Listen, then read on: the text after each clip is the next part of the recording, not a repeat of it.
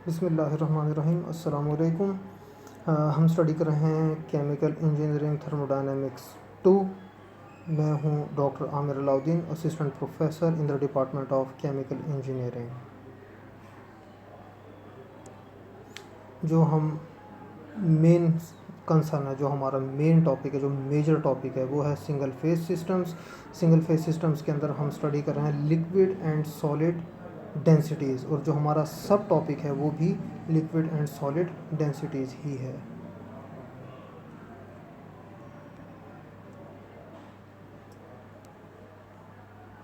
Last video में हमने देखा कि जो लिक्विड की जो मिक्सचर्स हैं उनकी डेंसिटी की एस्टिमेशन के लिए दो फार्मूलाज हैं। एक तो ये वॉल्यूम एडिटिविटी के बेस पे है, और ये वेटेड एवरेज इसको हम कहेंगे, ये उस बेस के ऊपर है। तो ये दो फार्मूलाज हैं। इस फार्मूला के अंदर एंड में हमें जो 1/रो है इसका इन्वर्स लेना पड़ता है, तो ये हमारे पास रो बन जाता है। इसके अंदर ये ऑटोमेटिकली रो से ही स्टार्ट हो रहा है formula. So we will use both equations. इन दोनों इक्वेशंस को अब हम यूज़ करेंगे इस प्रॉब्लम के अंदर टू एस्टिमेट रो को एस्टिमेट करने के लिए in the coming problem. Next जो स्लाइड के अंदर प्रॉब्लम आ रहा है उसको हम सॉल्व करेंगे दोनों इक्वेशंस को यूज़ करते हुए, ये वाली भी और ये वाली भी।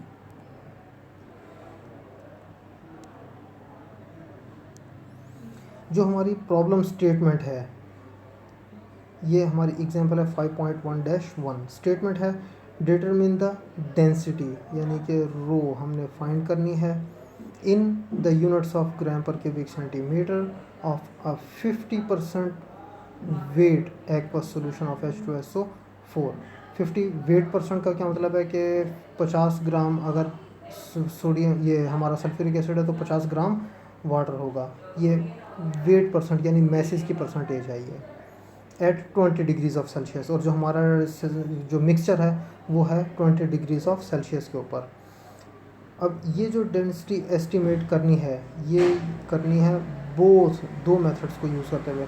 लुकिंग अ टेबुलेटेड वैल्यू, यानी टेबल्स के अंदर जो वैल्यूज़ गिवन हैं उनको यूज़ करते हुए, और दूसरा तरीका कौन सा यूज़ करना है, assume volume additivity of the solution components.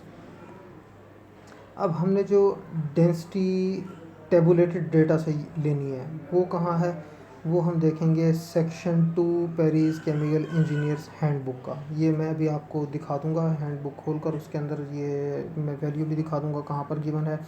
तो ये हमारे पास है rho density 50% sulphuric acid solution at 20 degrees of Celsius, और ये है 1.3951 ग्राम पर क्यूबिक सेंटीमीटर।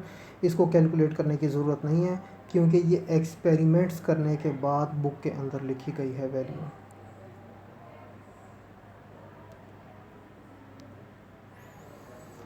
जो क्वेश्चन का, ये हमारे प्रॉब्लम का जो सेकंड पार्ट है उसके मुताबिक ये जो हमने कैलकुलेट करनी है डेंसिटी, वो पहले हम वॉल्यूम एडिटिविटी वाले प्रिंसिपल को यूज़ करते हुए करेंगे कि fraction of water divided by density of water, fraction of sulphuric acid divided by density of sulphuric acid, इनको ऐड करेंगे तो हमारे पास ये रो आ जाएगा।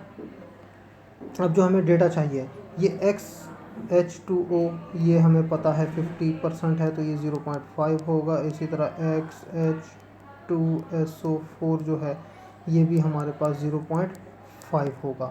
जो हमारे पास वाटर की डेंसिटी है और सल्फ्यूरिक एसिड की डेंसिटी है 20 डिग्रीज़ के ऊपर, वो हम पेरिस केमिकल इंजीनियर्स हैंडबुक में से देख सकते हैं। ये वाली वैल्यू स्टीम टेबल से भी देखी जा सकती है कि 20 डिग्रीज़ के ऊपर वाटर की डेंसिटी क्या होती है।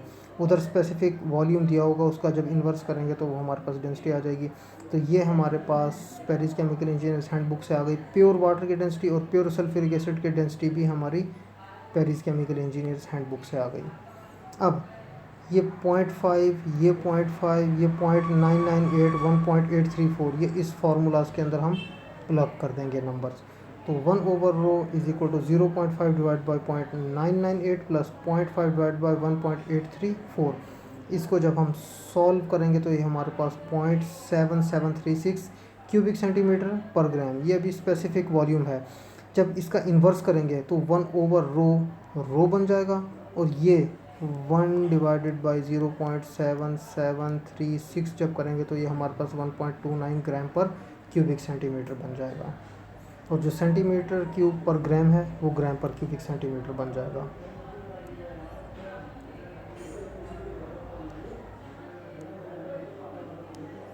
अब हम दूसरा फार्मूला यूज़ करते हैं जो कि वेटेड एवरेज फार्मूला है, यानी कि weight of water multiplied by density of water plus weight of sulphuric acid multiplied by density of sulphuric acid.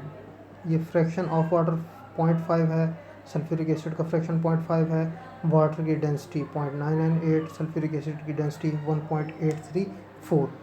इसको जब हम सॉल्व करते हैं तो ये 1.42 ग्राम पर क्यूबिक सेंटीमीटर डेंसिटी आ जाती है हमारी। ये है इक्वेशन 5.1-2 को यूज़ करते हुए कैलकुलेशन, जो पिछली स्लाइड के अंदर हमने देखी वो इक्वेशन 5.1-1 को यूज़ करते हुए डेंसिटी निकाली थी हमने। अब हम देखना चाहते हैं कि कौन सा तरीका बेहतर है, तो उसके अंदर हम क्या करेंगे, हम परसेंटेज डिफरेंस निकालेंगे।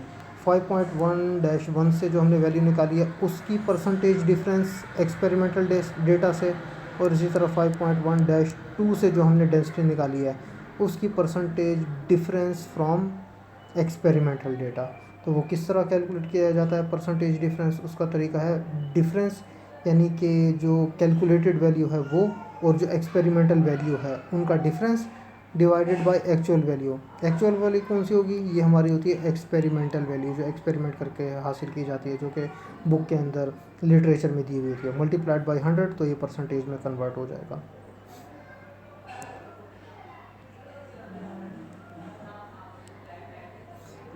परसेंटेज डिफरेंस ये है हमारे पास difference divided by actual value multiplied by 100। अब हम परसेंटेज डिफरेंस फाइंड कर रहे हैं यूजिंग इक्वेशन 5.1-1।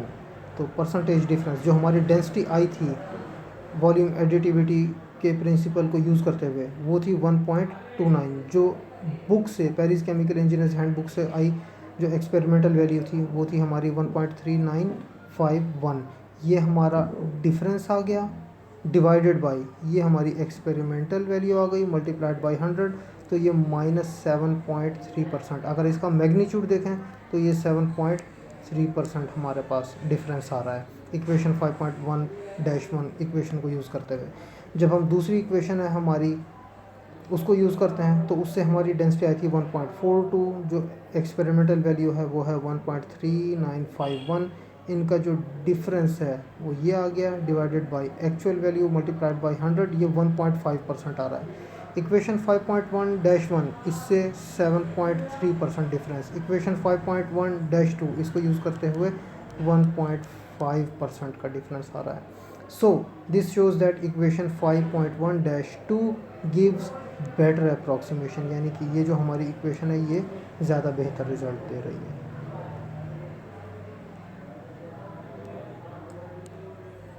Thank you.